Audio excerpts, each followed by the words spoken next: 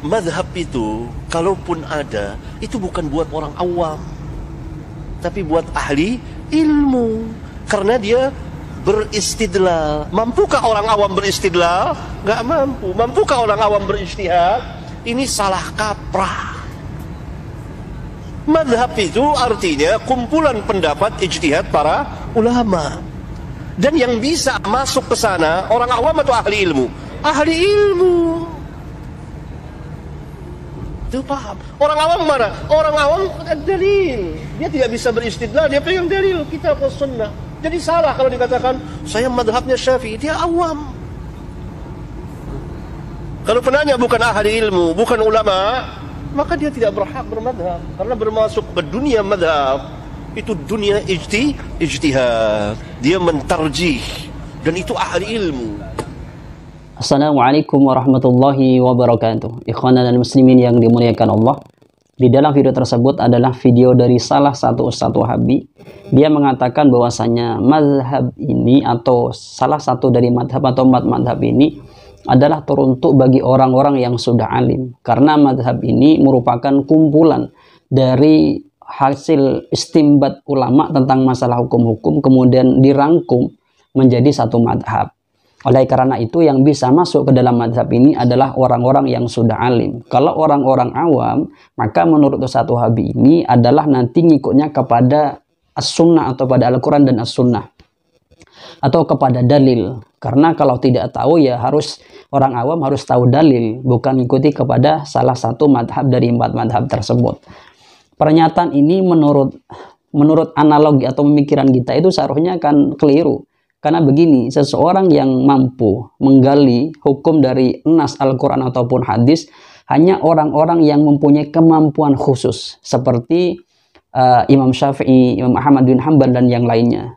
Ulama meskipun dia sudah terkenal, sudah alim, kalau tidak mempunyai kemampuan khusus maka tidak bisa langsung istinbat kepada Al-Quran dan As-Sunnah. Contoh seperti Imam Nawawi, seperti Imam Bukhari. Siapa yang tidak tahu Imam Bukhari? Siapa yang nggak tahu Imam Nawawi? Yang kealimannya tidak bisa diragukan, yang kitab-kitabnya memang mu'tabar yang menjadi rujukan oleh ulama zamannya atau ulama yang setelahnya. Akan tetapi dari kedua ulama ini tidak mengaku sebagai seorang mujtahid yang langsung bisa menggali hukum dari nas Al-Quran ataupun As-Sunnah. Oleh karena itu, analogi dari Ustadz Wahabi ini sangat keliru sekali. Dan juga analogi dari Ustadz Wahabi ini atau penjelasan dari Ustadz Wahabi ini bertentangan juga dengan ulama Wahabi juga yang ada di Timur Tengah. Atau bahasa kita itu guru dari gurunya Ustadz Wahabi, yaitu Syekh Shaleh Fauzan.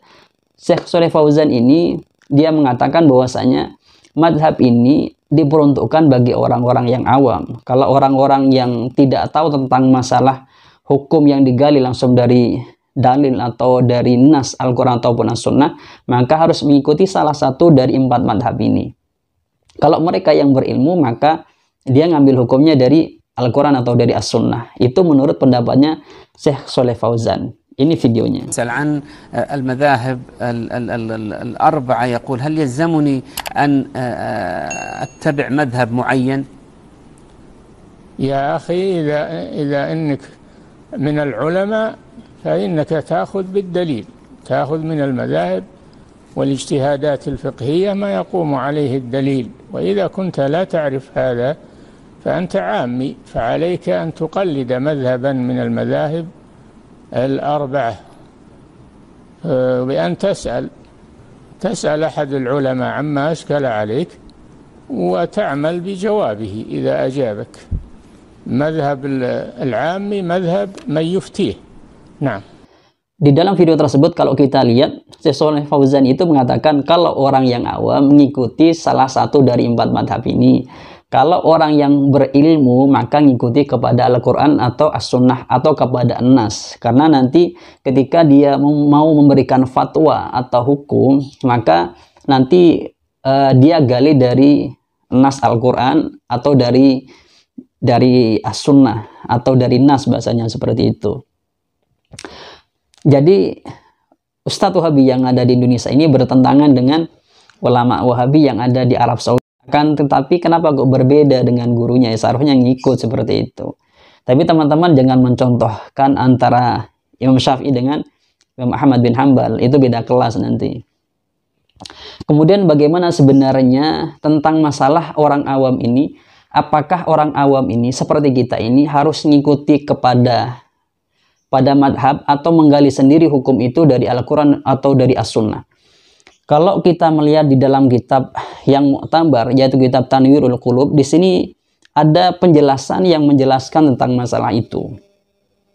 Di sini dikatakan wa man lam yuqallid wahidan minhum wa qala ana a'malu bil kitabi was sunnati mudda'iyan fahamal ahkami minhuma fala yuslamu lahu. Seseorang yang tidak mengikuti salah satu dari 4 madhab, kemudian dia mengatakan saya bisa mengambil hukum langsung dari Al-Quran, saya bisa langsung menggali hukum dari As-Sunnah, maka orang yang mengaku seperti itu tidak diterima apa hukum yang dia sampaikan, atau bahasanya orang yang seperti ini tidak akan selamat. Kenapa kok seperti itu? Di sini dikatakan bahkan bal huwa mukhti'un dhalun mudillun. Orang yang seperti ini dianggap sebagai orang yang keliru dan sesat dan menyesatkan. Sima fi hadzal zamani alladhi amma fihi al-fisqu wa kasuratid da'wa al-batilatu. Lebih-lebih pada zaman sekarang, pada zamannya mu'allif, yang sudah kefasikan itu sudah menyebar ya, dan banyak pengakuan yang batil. Karena orang pengakuan batilnya itu karena banyak dari orang-orang pada era sekarang ini, li'annahu istadharu ala a'immatid dini wa huwa dunahum fil ilmi wal amali wal adalati wal ittila'i.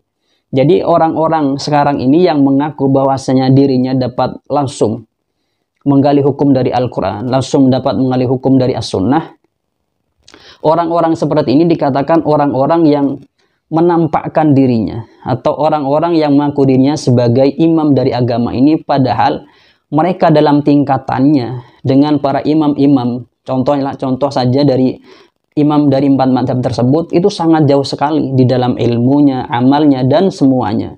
Jadi orang-orang yang mengaku langsung bisa istinbat hukum dari Al-Quran dan As-Sunnah itu tidak diterima. Ini berdasarkan di dalam kitab yang mu'tabar, Tanwirul Qulub. Kemudian juga di dalam kitab I'anatul Talibin, karangannya Syekh Abu Bakar Asy-Syata, di sini juga dijelaskan kullun minal a'immatil arba'ati 'ala shawabi. 4 imam madhab ini atau 4 madhab ini itu sudah benar mereka. Wa yajibu taqlidu wahidin minhum. Dan wajib bagi kita ini ngikuti salah satu dari 4 madhab ini. Wa man qallada wahidan minhum kharaja min uhdatit taqlifi wa 'alal muqallidi arjahiyatu madhhabihi aw musawatuhu wa la yajuzu taqlidu ghairihim fi ifta'in aw qada'in. Jadi ketika kita sudah mengikuti dari salah satu 4 madhab ini, kita nggak usah menggali hukum lagi dari Al-Quran atau dari nas yang ada. Dan kita ini harus berkeyakinan bahwasanya madhab yang kita ikuti ini adalah madhab yang benar atau sama-sama benarnya dengan madhab yang lainnya. Dan tidak boleh orang-orang pada era sekarang ini mengeluarkan hukum atau fatwa dengan selain hukum yang telah digali oleh 4 madhab ini. Jadi kalau ada orang-orang pada era sekarang ini, ada ustadz pada era sekarang ini yang mengeluarkan hukum yang berbeda dengan hukum yang disampaikan oleh 4 madhab, maka itu tidak diterima. Karena secara tingkatan, secara keilmuan di dalam menggali hukum dari nas itu tidak akan lebih bagus dari 4 madhab ini, atau bahasanya itu tidak akan lebih benar dari 4 madhab ini, karena kelasnya sangat berbeda. Dan dikatakan juga, Ibnu Hajar ini mengatakan, qala Ibnu Hajarin wala yajusul amaluh bid-dha'ifi bil madhabi. Menurut Ibnu Hajar tidak boleh seseorang itu di madhab itu mengambil pendapat yang dhaifnya. Jadi pendapat yang dhaif kemudian diambil difatwakan, nggak boleh. Itu menurut Ibnu Hajar. Wa yamtani'u at-talfiqu fi mas'alatin. Nggak boleh talfik di dalam satu hukum. Contoh, kan qallada malikan fi taharatil kalbi. Seseorang yang bertaklid atas sucinya anjing pada Imam Malik. Wasyafi'iyah fi masih ba'di ra'sih. Dan ketika wudhu dia mengikuti madhab Syafi'i di dalam membasuh sebagian rambut kepala. Padahal Imam Malik itu mengatakan wajibnya mengusap semua rambut kepala ketika berwudhu. Jadi ketika di satu masalah hukum mengikuti dua mazhab digabung jadi satu, maka ini yang disebut dengan talfik, ini yang tidak diperbolehkan. Jadi melihat perincian atau penjelasan dari kitab-kitab dan ulama yang muktabar ini, apa yang disampaikan oleh Ustadz Wahabi ini tentu sangat keliru sekali. Ya keliru ketika dibandingkan dengan ulamanya sendiri yang ada di Timur Tengah, yaitu Syekh Shalih Fauzan, dan juga keliru ketika dibandingkan dengan para ulama-ulama yang muktabar di kalangan azwaja. Jadi Ustadz Wahabi yang ada di Indonesia ini mengaku sebagai orang yang mengaku ya sebagai orang yang paham terhadap Al-Quran, orang yang mengaku paham terhadap As-Sunnah, akan tapi fatwa yang dia keluarkan tidak sesuai dengan ulamanya sendiri, sangat berbeda dengan ulama azwajah. Ya memang kualitasnya seperti itu. Ini yang harus diakui oleh jamaah Wahabi.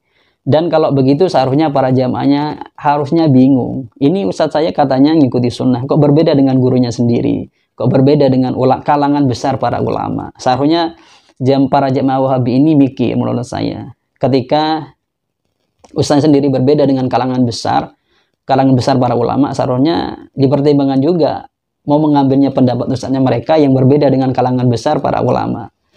Seharusnya berpikir seperti itu menurut saya. Dan menurut akal yang sehat ya memang seperti itu. Mungkin itu yang dapat kami sampaikan. Semoga ini bisa memberi ilmu yang baru pada teman-teman. Dari kami kurang lebihnya, assalamualaikum warahmatullahi wabarakatuh.